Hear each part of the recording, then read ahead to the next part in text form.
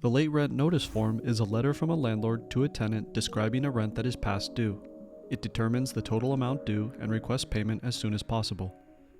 pdfFiller provides you with a comprehensive fillable template of the Notice of Late Rent to Tenant form that you can easily complete and submit online.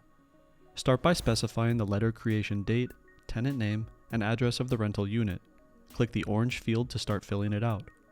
The hashtag symbol indicates that you can only type numbers in areas with this symbol.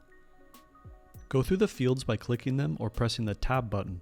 Indicate the specified payment data and required amount. If your lease agreement provides for overdue fees, calculate it and insert the amount into the appropriate field. If a tenant doesn't pay you for a long time, summarize the total due for this and previous periods. In the end, fill out the fields describing where the outstanding balance must be sent. Once every field has been completed and checked off, click Done to save the changes you've made. Choose what you would like to do with your late rent notice form next.